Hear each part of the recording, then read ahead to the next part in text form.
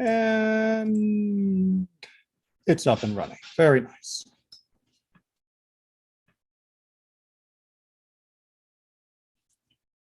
Let's just make a little adjustment here. There we go. And let's just zoom in a little extra. And I happen to like this particular format of laying out the Hebrew and English side by side, with the Hebrew on the left and the English on the right, so that both of them have justified margins where they start reading. It's just aesthetically and functionally much easier to use, I think.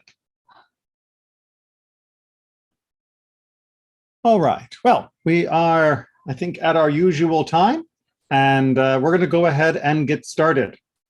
So, as I mentioned in the teaser in WhatsApp, today we're going to look at what might be considered a throwaway line. I use that term with the air quotes around it because obviously no line in Torah can be thrown away, God forbid. But certainly there is a habit when we read that some verses stand out to us a lot more than others, and some seem more like just linkage, filler, summaries, nothing new being added. We can just skip that and move on to the next one when the good stuff comes. Obviously, that's not the right attitude for reading Torah, but also sometimes there are verses that when we come across them and we dig just a little bit deeper, we begin to see some questions, some ideas, and some insights that we can be glad we didn't miss. And that's what I'm hoping we're going to experience today. But to get there, we need to actually read. We're going to start where we are here in chapter 47 of Bereshit, of Genesis. This is in Parashat Vayigash, of course, for our weekly parasha. And it's near the end of Vayigash because we are dealing with the repercussions of Jacob and family moving down to Egypt. We had the whole reconciliation in the first part of this week's Torah portion. We're not going to go over that together today. We are instead going to deal with what came next. And in particular, we're going to start off in chapter 47 with Joseph introducing his family to his boss. And let's just say that it's a little bit of an awkward setting. Here we have Joseph, who has risen to power in Egypt to be number 2, second only to Pharaoh. And he is honored and he is respected. And as we'll see later on, has enormous authority over the entire country.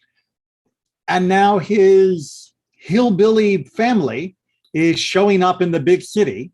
And there's a little bit of tension.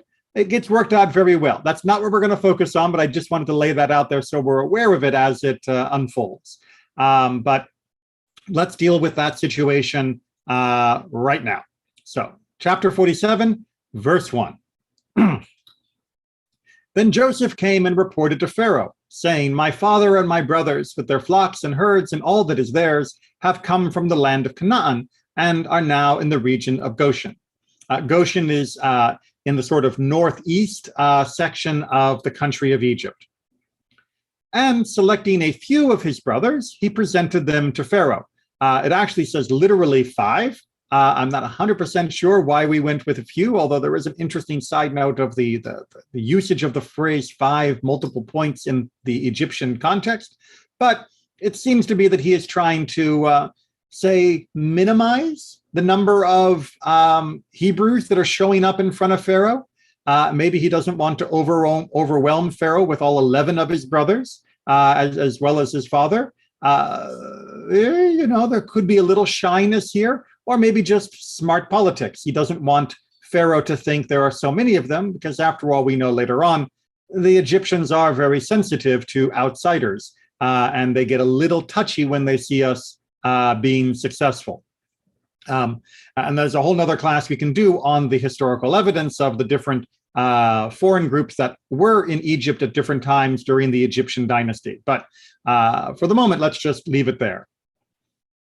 Verse 3, Pharaoh said to his brothers, "What is your occupation?" They answered Pharaoh, "We are servants. We, your servants, are shepherds, as were also our fathers." Okay, now pause real quick here.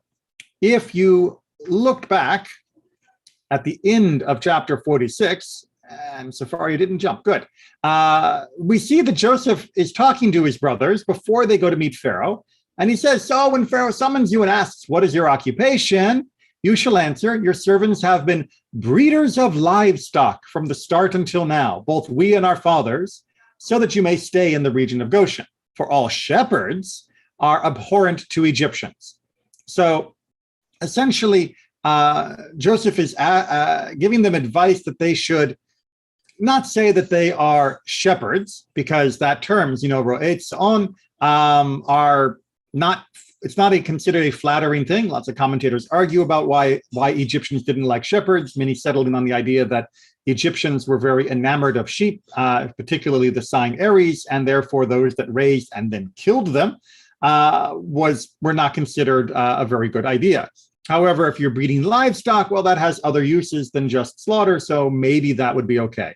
So he is trying to say, upsell your profession. Don't come across as being this country bumpkin that will not go over well. And what do the brothers do?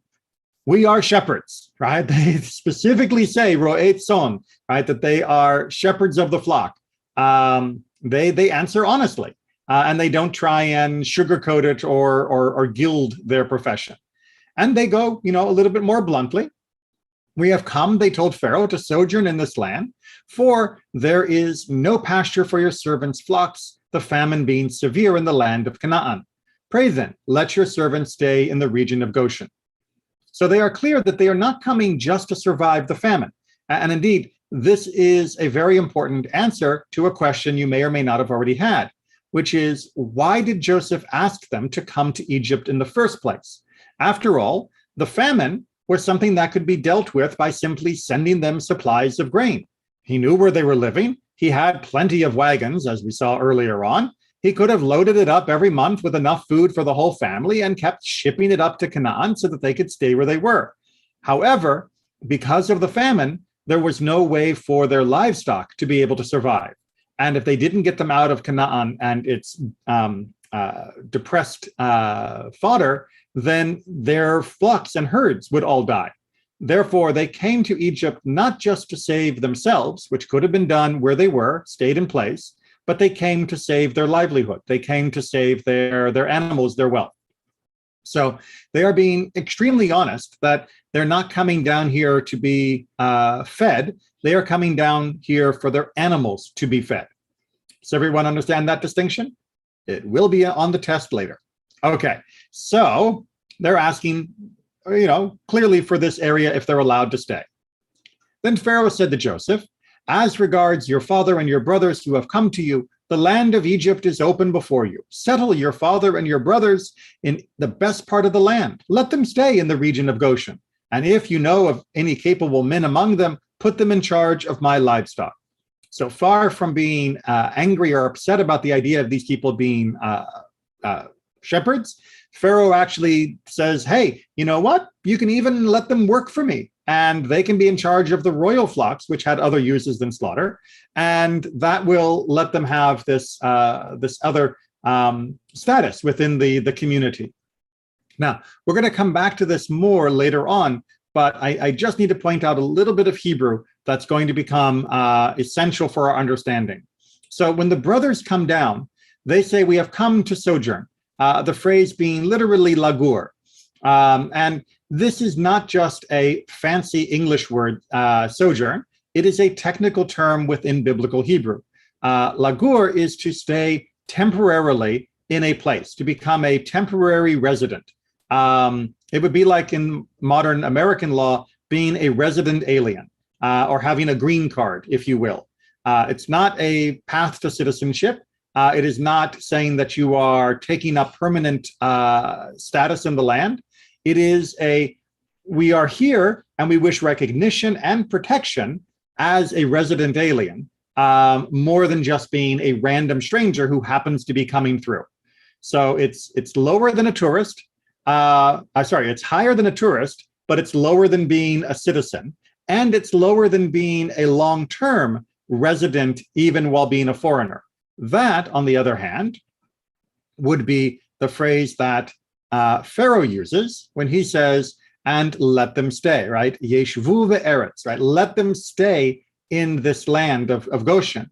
Now, the stay here is coming from the verb that means to settle, which can mean temporarily, but it often has a more long-term view of settling, less of being a temporary resident and more of being a permanent resident alien. And it can be, that verb can be used for both citizens and non-citizens for taking up residency. But it's definitely a residency that is not expected to end anytime soon. So the brothers say, again, quite diplomatically, we came down here because there's not enough food for our animals, and we're going to stay here through the famine so our flocks don't die. And by using the verb lagur, they're implying, and then we're going to leave, that there will be an exit for us once this is over. They are using the term very carefully to imply a short-term occupancy of the land.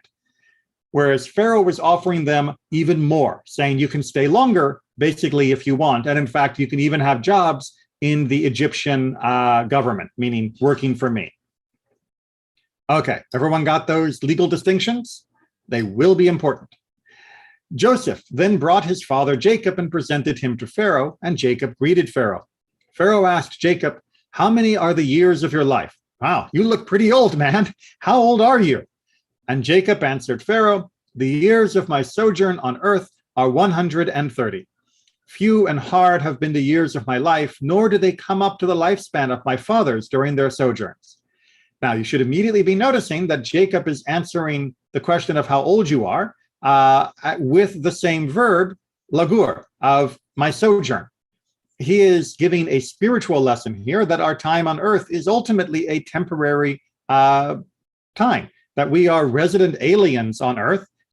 This is not the beginning nor the end of our existence. It's merely one stage within our journey. And so he is giving quite an interesting spiritual lesson by the careful use of the term sojourn rather than dwelling. Then Jacob bade Pharaoh farewell and left Pharaoh's presence. So Joseph settled his father and his brothers, giving them holdings in the choicest part of the land of Egypt, in the region of Ramses, as Pharaoh had commanded. Joseph sustained his father and his brothers and all his father's household with bread, down to the little ones.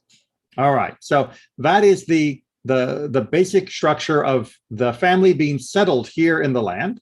And you'll notice that he even gives to them holdings. And this is another legal real estate term from biblical Hebrew, right? The phrase is ahuzah, is used for something that becomes a hereditary possession, that it is not merely for you, but it is for you, and then your kids, and then their kids, and then their kids. That's the phrase ahuzah. Indeed, that's the same term that's used when Abraham is purchasing the cave of Machpelah as a grave for Sarah. He doesn't want a gifted burial site. He wants an ahuzah. He wants an actual holding that will be recognized hereditarily as being his and his family's. And so Joseph is giving essentially land as a permanent bequeath to his family. All right, so we move through three different layers of possible settling. There is the temporary, we're just here for a short while. There is the, we're settling down, and there's, we're actually owning land, and this is going to become part of our inheritance. And we see all three different levels being handled in this back and forth conversation. Now, any questions, sorry, before we make a quick jump? All right, hopefully you haven't all gotten too lost in the Hebrew legalese, but we're now going to see, just in summary, that even though there is bread for Joseph's family, there is not bread for anyone else. Remember, the famine is going on, and the famine is severe. And we see through verses 13 all the way down till the end of the chapter. Sorry, I'm just going to roll to our end, and I don't want to go too far, that Joseph essentially takes all of the wealth of Egypt and gathers it under Pharaoh's control, that all of the people of Egypt essentially have to sell themselves into serfdom, into slavery to Pharaoh in exchange for the grain, the ration stores that Joseph helped him set up. And Joseph is the face of this government program. He is the guy who sits and says, okay, if you want to have food, buy it from me. Okay, you've run out of money because you've bought all the food you could with the money you've got, then give me all of your animals. Okay, you've run out of all your animals, then give me all your land. So in the same chapter, and indeed really within bookends, where Joseph is giving land to his family, he is taking all of the land away from Egypt and making them all tenants to Pharaoh. And so that they have to provide a fifth. Remember, I told you that fifthness comes up a lot in this Egyptian section. They have to give a fifth of everything they grow back as a tax to Pharaoh forever. Even once the famine is over, they are now perpetual tenant farmers for the entirety of the land of Egypt and are owing taxes for all time because Joseph saved them through this period. Now, they are thankful for this, and they are only too happy to sign on the dotted line in order to not starve. But there's definitely an aspect in this, which we've talked about in other classes, of Joseph being the face of the enslavement of Egypt. And that probably plays into Egypt's lack of compassion when the Hebrews are turned into slaves in the book of Shemot. But that's not our focus today. There's always good stuff. But our focus today is the throwaway ending here of Vayigash of line 27. Thus Israel settled into the country of Egypt in the region of Goshen. They acquired holdings in it and were fertile and increased greatly. If this verse had not been here at the end of chapter 47, no one would have blinked. This verse is merely a summary of what we saw back at the beginning of chapter 47, and it just sort of comes after the digression of what happens to all the Egyptians, almost as like an afterthought of, oh yeah, remember, we're also the people were settled in Goshen. It's like, well, of course we remember that. It was only like a dozen verses ago that we talked about them. Why are you telling me again that they settled in the land of Goshen? Why are you telling me again that there's this idea of acquiring holdings? And in particular, as we're going to have to wrestle with, why are we using this? I'm going to scroll it down so it's centered on the screen. This interesting phrasing of the word of acquiring holdings. Ve'yachazu, right? Ve'yachazu va. Why is it in this, the going back and forth, the nifal, the passive form in English, it's not they acquired, it's and they were acquired within it, meaning within the land. The question is, who are the they and what is being acquired? And the translation here is using the interpretation that the they that were acquired are the holdings, and the ones who are doing the acquiring, of course, would be implicitly the rest of the Israelite people, and that is just saying they got property, like Joseph had hinted at back in the beginning of this chapter.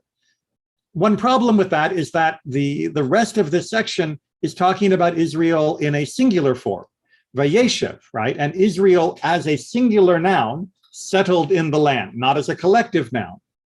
Moving to a plural noun, a plural verb seems a little odd. And moving to a plural verb in the passive form makes it even more ambiguous. Just like in English, the passive form is often a little bit unclear, depending upon who's reading it.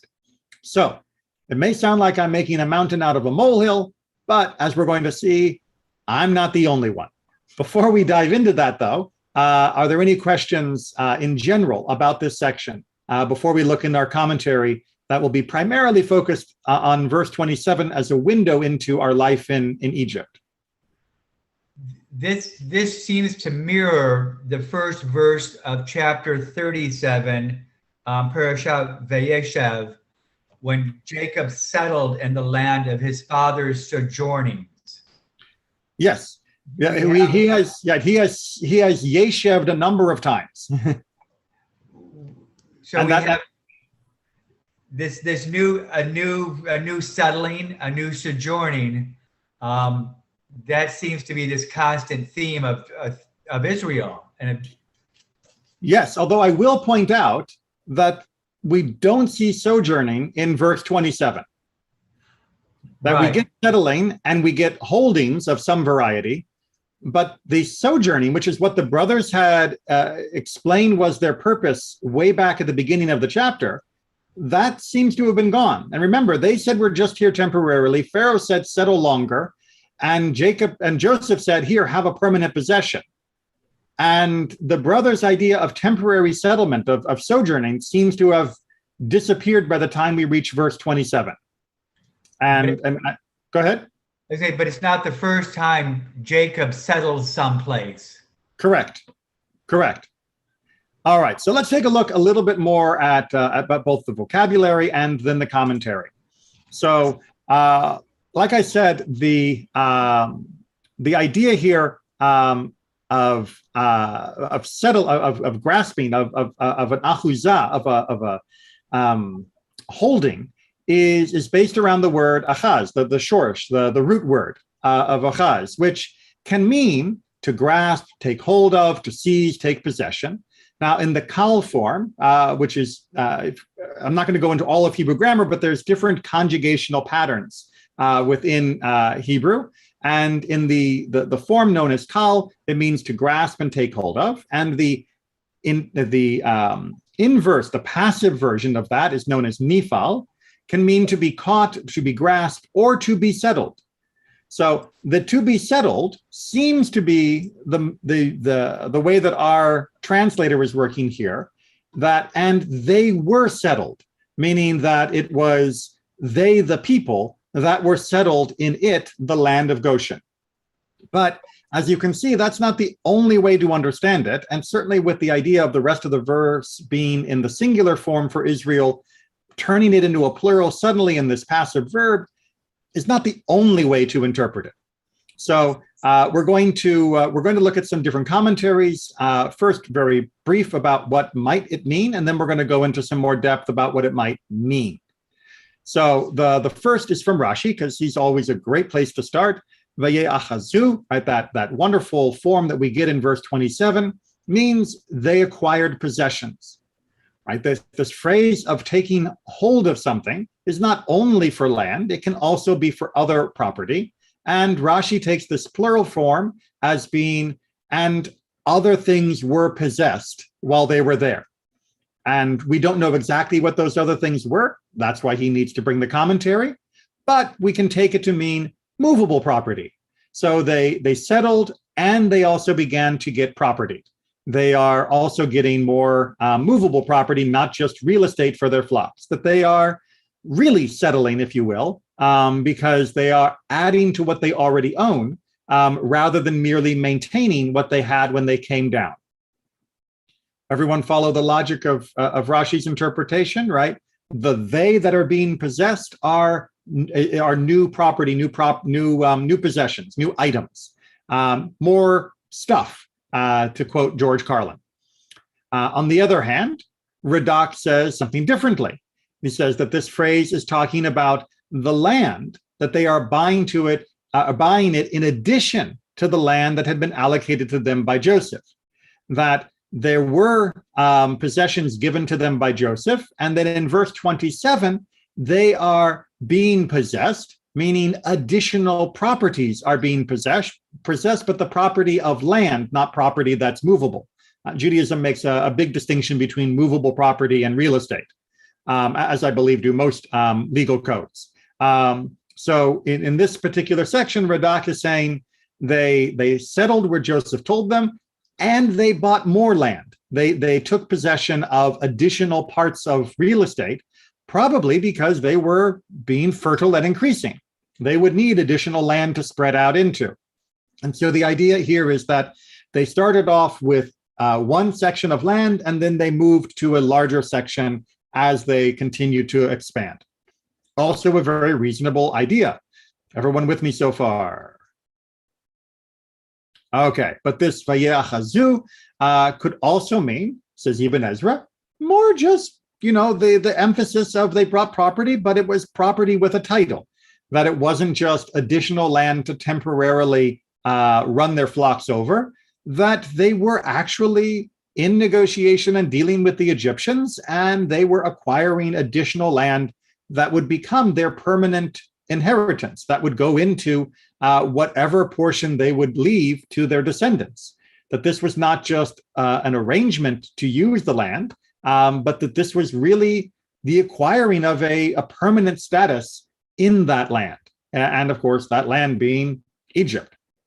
And indeed, Chizkuni doubles down on that whole idea that they acquired land that served as an ancestral heritage, that this really was about becoming part of the land in Goshen, that they were moving further and further and further from the idea of lagur, to just stay for a while, to being actual landed owners of this area, that the land would pass father to son in perpetuity.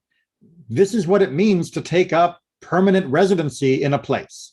And that's what's being emphasized by these additional commentaries here. All right, so first of all, just before we move on, does everyone see how they are getting to that conclusion? And then also, if people have comments about it, I'd love to hear it. Yeah. Yes. I have a comment. How do people, every Egyptian giving up land for food, and Joseph is giving land to his family, and they're buying land. How it seems like they're getting preferential treatment. So I can only wonder how angry everyone must have been. So indeed, if you were an average Egyptian, once the famine was over, for example, and you knew that your land had already been given up forever, so that you really were passing on to your children an inheritance of serfdom to Pharaoh, you might be a little miffed that among the land that had been taken to keep you alive, well, in payment. I mean, it's not like Joseph couldn't have given the money, given the food out for free, but he chose not to, or rather, Pharaoh chose not to, and Joseph was the front man. Joseph is allowing these Hebrews to purchase the land, because remember, the Hebrews had money still. They had not given up all their money for food the same way the Egyptians had to give up their money for food. So once the government had all the land, they were the only available buyers, if you will, for that additional land. And then added on top of that, who is it that's buying the land? Not only foreigners, but shepherding foreigners, which the Egyptians don't like. So the land is going to foreigners and to people of a profession that they are really unhappy with. So absolutely, this would have been the beginning of breeding resentment. And the fact that the words at the end of this verse about them becoming fruitful and multiplying are the same types of concerns that we see at the beginning of the book of Exodus shows that indeed this activity, this process of the Israelites settling down, buying land and expanding, probably was already beginning to either plant the seeds for resentment or actually creating resentment even while Joseph and Jacob were still alive. That it was already an issue at this point. Okay, so come on, mouse, there we go. All right, so let's get into a little bit more depth on working for what this whole Vayachazu issue is really going on, right? What is this acquisition, this acquiring, this holding? What does this really mean? Now, we're going to look at a couple different interpretations of it. As always, understand that different commentators are writing from different points of view, and they're not in opposition to each other. Usually they are additive. They are not saying your idea is wrong. It is my interpretation leads to the following insights, which have wisdom and moral guidance, as well as spiritual understanding. And your insights also have wisdom, moral guidance, and spiritual understanding. So we have to wrestle with them, partly to see which we like better in terms of adhering to the text, But we also should recognize that even our non-preferred interpretation may still have much for us to learn from. All right, so beginning. The word vayechazahu suggests the acquisition of permanent hereditary property, as indeed most of our commentaries argued. Their intention was never fulfilled, however. The correct wording of the verse should have been vayechazahu vanav ba, that his sons, the addition of the word banav, he argues, should have been there, that his sons acquired landed property there. Again, this would have cleared up the whole passive structure of the verse and made it much clearer, rather than leaving it in this ambiguous form. In fact, what happened was the very reverse. Rather than the sons acquiring the landed property, well, the passive form of the word, vayeachazu, describes that instead of becoming masters of that soil, they became enslaved to it, meaning the land acquired the families, they acquired the Israelites rather than the Israelites acquiring the land, right? They were acquired by it, meaning they, the Israelites, were acquired by the land. But how do you become enslaved to the land? Well, the word is reminiscent of something taking root, right? The plant taking hold in the ground. Seeing that their father had already taken root in that land, as the Torah describes him as settling, there was no need for the Torah to mention that his offspring branched out like roots. If the Torah describes what happened with Yaakov's son as something in its own right, it indicates that there was some dramatic change in the spiritual direction of future generations of Yaakov's sons. So just to understand, the commentator is saying that this word is less about their settling and more about the spiritual change that's happening to our people already at that early stage. Because settling, we already know. Settling was already described. We already saw that way back at the beginning of chapter 47. This throwaway line at the end of the chapter is not telling us about them settling. That is a settled topic, if you'll pardon the expression. Instead, it is telling us about their emotional and spiritual state transforming during this time.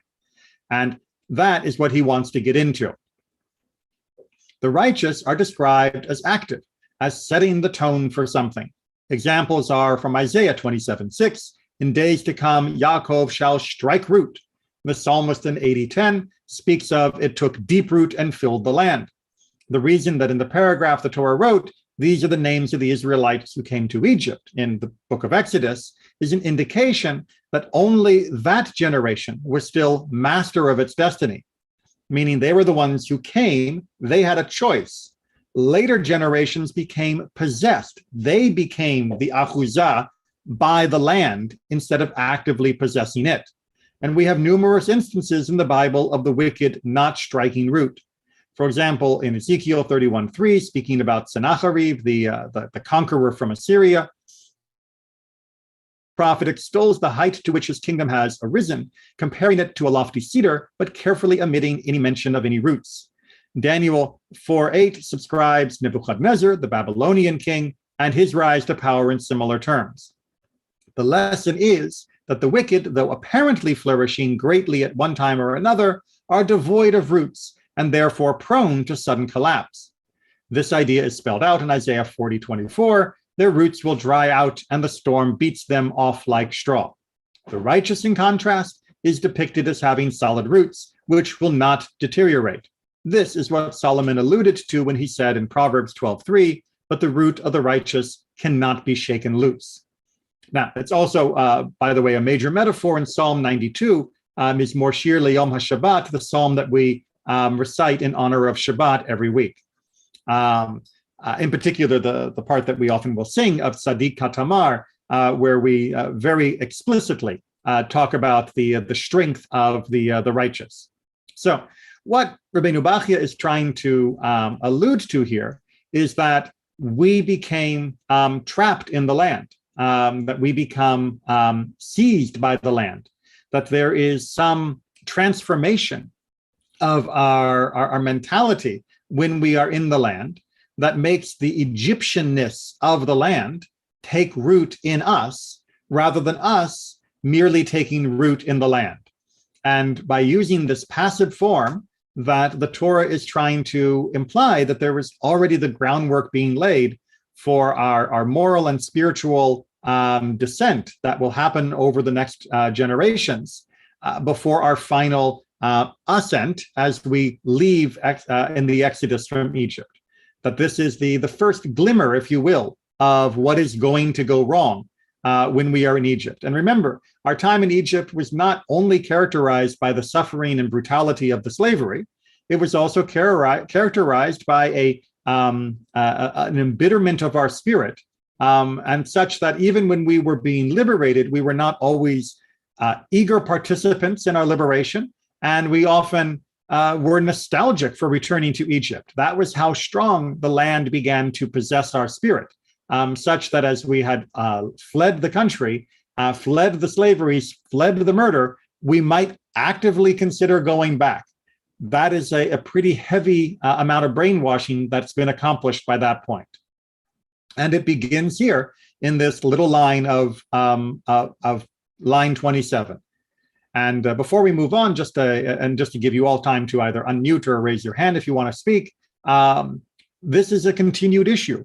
In most people's lives, there's often a question of, do we work and live in order that our life can be full?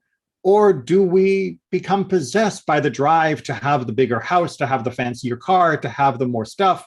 And once having those things, are we then trapped into working on their behalf, become a slave to our possessions, rather than seeing them as being a comfort and convenience that is a nice aspect of life, but instead becomes the primary purpose of life and blinding us to alternative ways of living. So this is not a problem that disappeared when we left Egypt. The Egyptianness of wanting more and living for what we have is something that continues to plague us. And with that, I'll pause for any questions or comments on this part of Rabbeinu Bachia's commentary. All right, then let's continue in our discussion of what we're doing in Goshen. Right, and Israel abode in the land of Egypt. And where in the land of Egypt? In the land of Goshen, which is a part of the land of Egypt. So Rashi very helpfully points out that Goshen and Egypt are the same thing. Now you might be asking yourself, why did Rashi bother explaining that? Don't we all know that Goshen is part of Egypt? Well, maybe and maybe not. Siftei Chachamim, as I've mentioned before, is a supra commentary. It comments about Rashi so we can understand why Rashi did what Rashi did better. And they argue, and where did they live? In the land of Goshen. Rashi explains this so we will not think they lived in two lands, Egypt and Goshen. We need to understand that Goshen is part of Egypt in order that we recognize that indeed that was where they were. And of course, that will make the rest of Bereshit as well as Shemot, Book of Exodus, a lot more easily understood. However, Rabbeinu Bachya, our friend before, has another reason of why we need to be focused on this whole idea of Goshen, not merely settling for the idea of Egypt, and why there would be this doubling up of Goshen and Egypt, Goshen and Egypt. The city of Goshen is close to the capital of Egypt. Seeing that his 12 sons were all prominent people in their own right, each one of them capable of dealing with kings on a basis of equality, Yaakov did not want to reside in Egypt proper to forestall his sons becoming politically involved in Egyptian matters of state. So he begins by letting us know that Yaakov is concerned, excuse me, that if they get any closer to the actual core of Egypt, that the sons and the family are going to be drawn in to Egyptian life and Egyptian politics in particular. And indeed, this is something that happened often during the Middle Ages. Certain Jews were able to rise to high status, often becoming called the court Jews of Europe. And while it often provided some benefit to the community, and certainly to the person who was that court Jew, it often opened the door for huge reprisals and destruction of the communities by the adversaries of the court Jews. Or even just by the king themselves if they decided they'd had enough of that particular advisor. So we see here perhaps less of a discussion of what was going on in Egypt and more of a warning tale to Jews living in Europe during the Middle Ages to be very careful about associating with the heads of state. Now, he goes on, though, to add something. Yaakov was well aware that this was the time when the exile of his descendants began. Remember, that was prophesied to Abraham many years before. Both Abraham, Isaac, and Jacob knew that eventually there would be a time when they would be strangers in a strange land.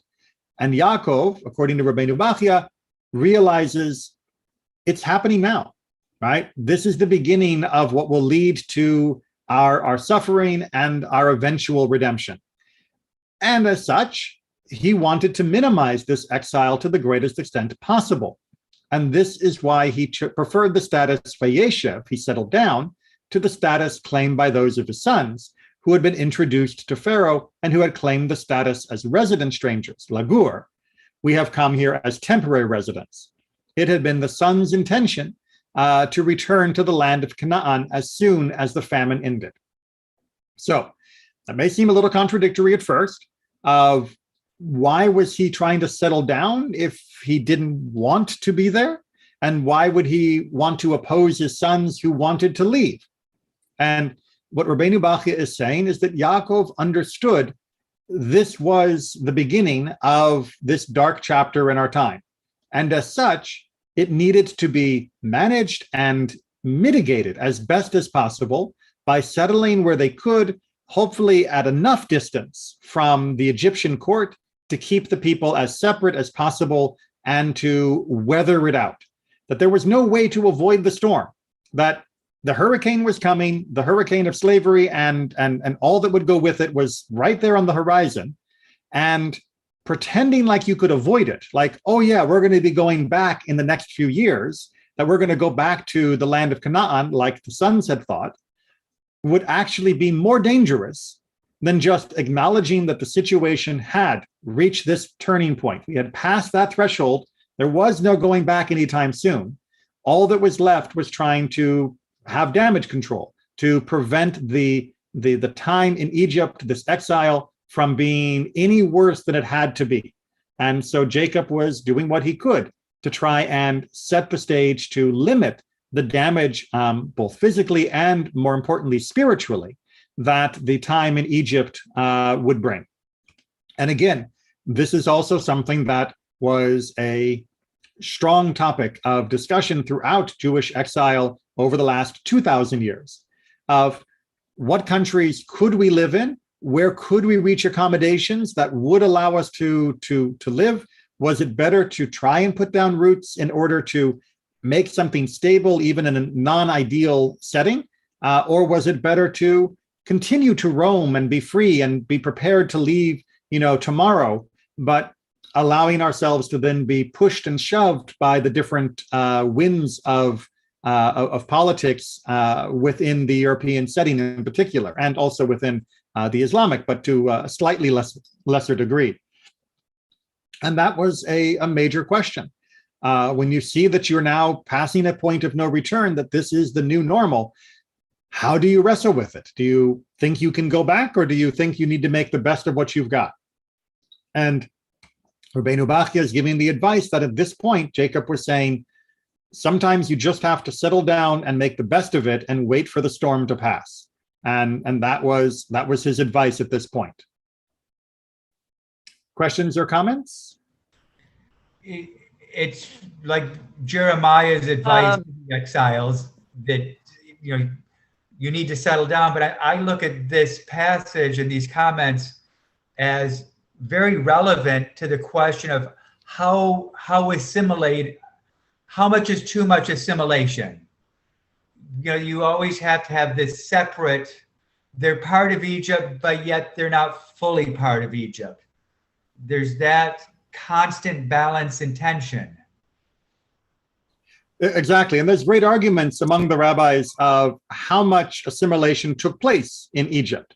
Were we fully Egyptianized by the time Moses came along? And many say almost, and others say not as much. But everybody agrees not 100%. and that was one of the reasons why we could have an exodus, that if we had become completely assimilated, that we would have simply stayed behind. And indeed, for the last 2,000 years, the tension between assimilation, acculturation, and distinction has been a major point throughout our travels in the world, of what do we adopt from the local culture, what do we keep at arm's length, and what do we run from and would rather live in another country. And that's something that has not always been easy to assess. Sometimes putting your head down and letting the storm pass really was the right solution. Other times that was really, really the wrong solution. And it was not always apparent in advance. Go ahead. Yeah, I was going to say, and maybe it's the geography person, is the delta of the Nile, the most flourishing part of Egypt.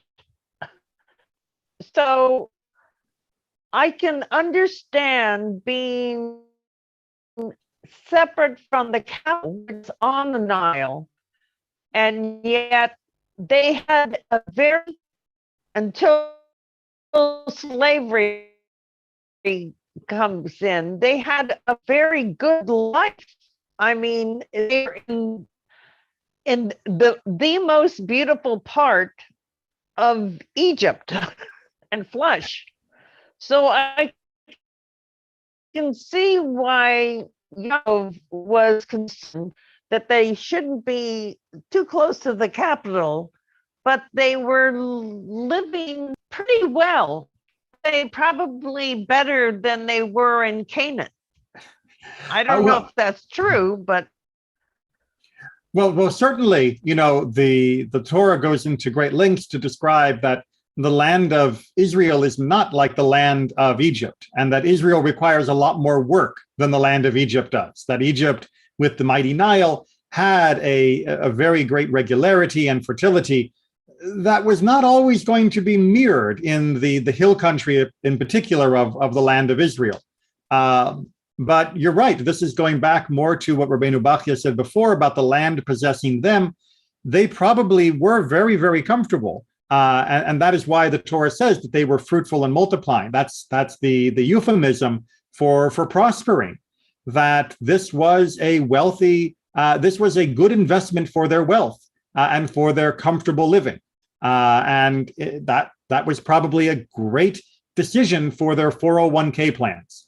Unfortunately, as we'll find out in the book of Exodus, the locals were not happy about our prosperity, which is, like I said before, this is all getting set up at this point. All right, just a little bit more before we finish, because this whole idea of where they are settling and what they intend to do and all of that, we're not done with yet. So why did the Torah add that the land of Goshen is in the land of Egypt? Again, seems like a throwaway detail. Do we not know this already? Besides, what is the connection between the Jewish people multiplying and their dwelling in the land of Egypt? One of the things I love about Or HaChaim is that when he does his commentary, he'll often voice many of the questions that we might have had or might not have had. And once their questions are out, it makes it much easier to understand the answers. The Torah evidently wishes to remind us of the fulfillment of God's prophecy to Jacob in 46:3, that while in Egypt, he would develop into a great nation. This was when God was assuring Jacob that indeed it was okay to go to Egypt. The reason he and his family had to descend to Egypt was to liberate the stray holy souls that were entrapped among the Egyptians and their pagan practices. This is why the Torah emphasizes that Israel dwelt in the land of Egypt, a morally, thoroughly depraved society. So to come back to it, it's, well, why did we have to be successful in Egypt? Couldn't we have been successful in Canaan? Again, back to the very first question of why settle or dwell or sojourn anywhere other than Israel? What was the possible reason? I advanced one, that they needed it for their animals. And of course, Jacob believed that this was the beginning of the exile as prophesied to Abraham. But here, Or HaChaim is saying that we had a job to do in Egypt. And even though we didn't want to be in this morally depraved place, We needed to be there for the good of the souls in Egypt. The Torah adds that Israel lived in the land of Goshen to hint that the origin of that word is Hagasha, approach. That is to say, from which the Torah portion takes its place, takes its name, Vayigash. That is that all those scattered souls we have previously described were attracted to and collected in Goshen because of the presence there of a branch of sanctity as represented by Jacob Israel. The entire paragraph refers to the fledgling nation Israel in the singular to emphasize the unity of purpose that characterized that society at that time. When the Torah adds Ve'achazu va, this refers to their lofty ideal as a developing holy nation. The reason they were extraordinarily fruitful and multiplied was the fact that they were possessed by lofty ideals, not because they happened to find themselves on Egyptian soil. So, quite contrary to Rabbeinu Bachya and many of the other commentaries we've looked at's opinions, Or HaChaim here is saying we're not into our descent as a moral nation. This is our ascent, that we have taken it upon ourselves to live among these horrible people of Egypt.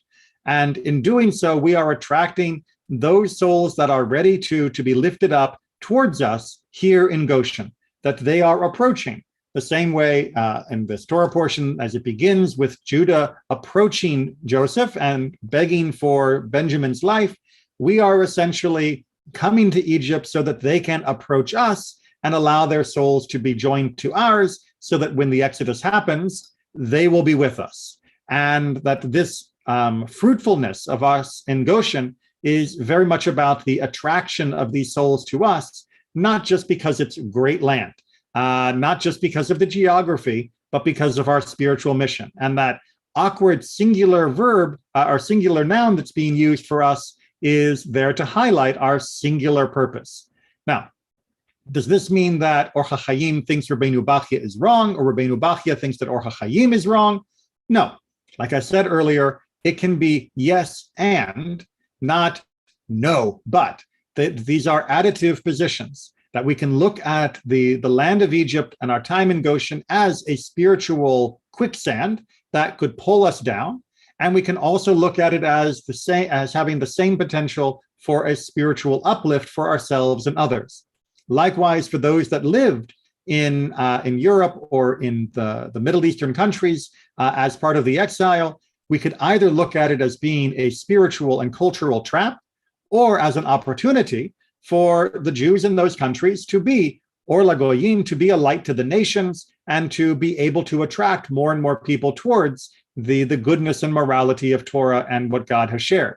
And those are not mutually contradictory. We can do both at the same time. We can be on guard about that which would corrode us, and we can also be on alert and watch for opportunities to share what would be beautiful for others. And those are represented in this tiny little line tacked at the end of the chapter, perhaps as people are already turning the page. Questions or comments? It's like in Lech Lecha, the souls that Abraham acquired. Yes, exactly right. When Abraham and Avram and Sarai leave Hebron and come to Canaan, it says that they bring with them the souls that they had made, which is kind of a weird phrase, and that's why the commentary says that they had attracted people to the monotheism that they were living an example of. Yeah, and indeed Rambam as well says that. And it says. Go ahead.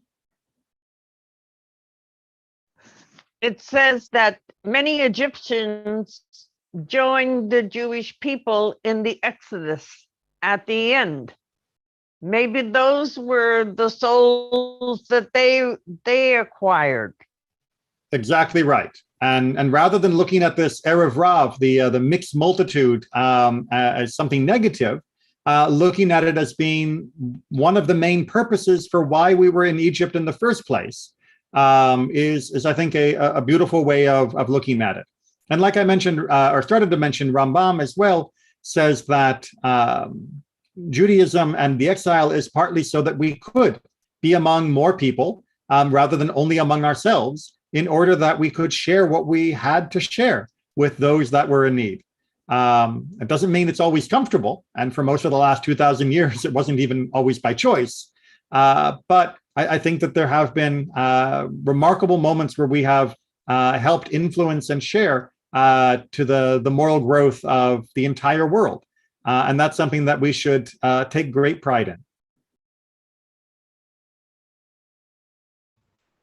All right. Thank you all so much for studying together with me. Please continue to study as well on your own. And a reminder that we are starting a new section of Mishnah tonight of Chulin, which is going to be about kashrut. This is not going to be a how do you keep kosher, although we'll certainly talk about those topics from time to time. It'll be much more of a why do we keep kosher and what are the details that are at the heart of kashrut, which might be a little different than what you're used to. And that in itself should be enough reason to come and join. But if you want to know more about keeping kashrut, well, I have done videos on that as well. If you just look for the Pathway to Judaism class on kashrut, you'll find much more detail on that. And obviously, if you have questions about keeping kosher, please don't hesitate to ask. Take care, everyone, and be well. Thank you, Rabbi.